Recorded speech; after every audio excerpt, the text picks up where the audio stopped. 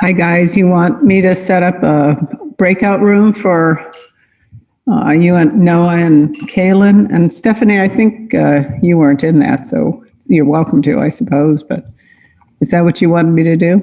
Oh, actually, I sort of just wanted to cover the slides again. And I also like the pressure you emit so I can draw the slides. Like I feel forced to draw them. It's like someone's watching me, you know? Oh, that's where you go in the breakout room, you mean? No. I don't want to be in the breakout room so I can have that pressure. Oh, I see. You don't want the other people in the breakout room to give me the pressure. And Stephanie, were you at the earlier session? You can unmute yourself, you probably. Or you can put it in chat. Hopefully you're there. Maybe you're not quite there yet. This is not really one. Okay, we'll see who else shows up. Guess I should take better roll for labs, but. Also, I just want to make sure, do you want us to draw 40x of the ilium or no, because we already drew them in the... I'm fine if you turn in the old drawing, as long as you've labeled the OSA layers that you can see. Okay. You know, so if you just turned in the old drawing and put Payer's patch on it, that wouldn't be good enough. Right. Also, since we have some time and there's not that many people here, can I critique one part of the test that I didn't like?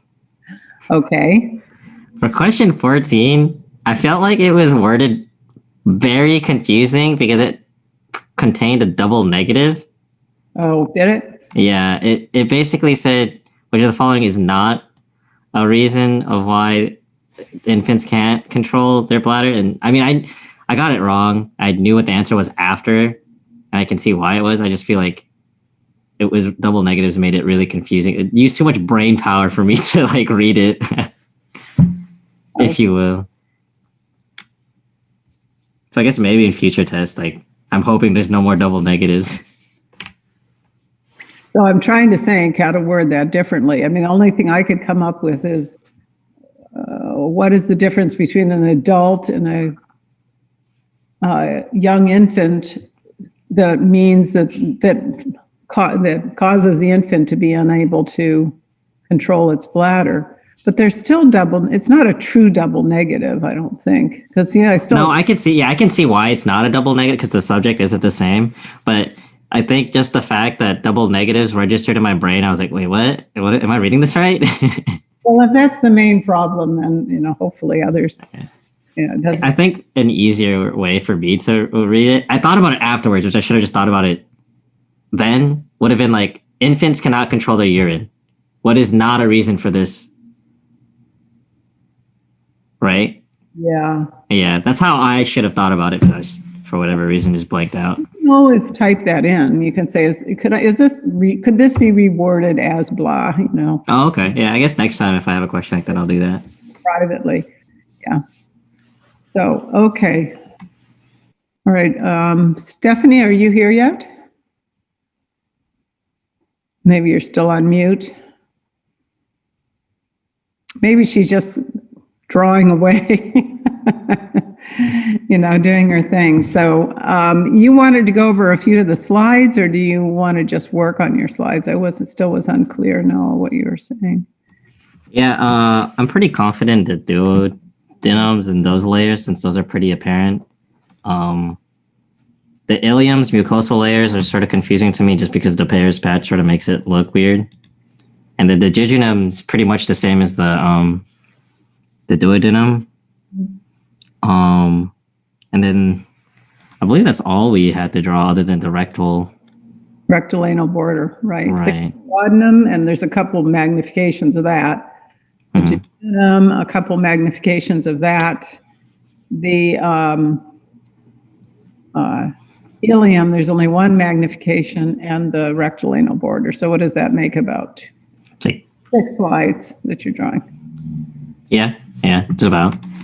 Yeah, so if we could cover the ilium again, and then I guess the 400x of the duodenum, just because it's really up close, it's sort of confusing, I guess.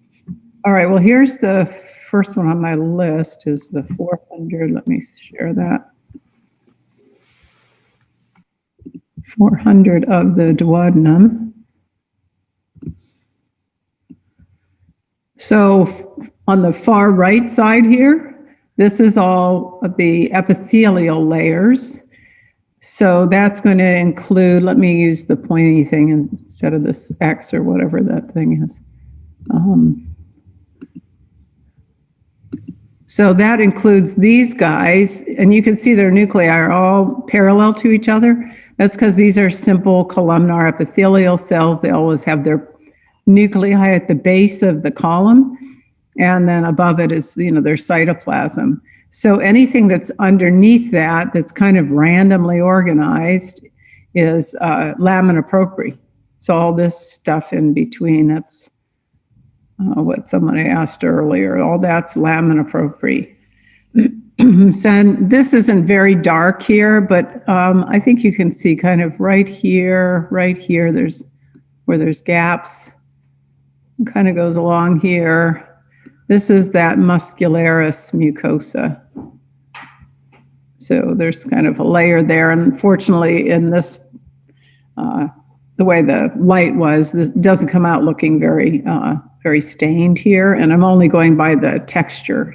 See how the texture changes and becomes more randomized down here? But in the earlier lower power slide, you can see this kind of darker pink band right underneath the epithelial layers. You could identify a goblet cell here. There's a few of them. The duodenum doesn't have a lot of them, maybe in part because it has these Brunner's glands that are secreting mucus. So these are those Brunner's or duodenal glands, and they're in the submucosa. So from here all the way to the other left side of the slide is all submucosa. You only get a few layers there. Is that good enough, Noah? Does that answer your? Yeah, and then for the muscularis externae, we would just mention that it's on the far end alongside the serosa. Well, you would see it in the lower power picture. Right, but in this one we wouldn't. So we wouldn't have to label it. You have to label it if you're not seeing it. Okay. And then in their drawings, we have to make sure we mention about the glands. Do we need to know the specific name of that gland that you were saying? The duodenal gland's fine, which I Okay. think is the lab manual, but if you're using the histology book to help you, they're going to call it Brunner's glands. Okay.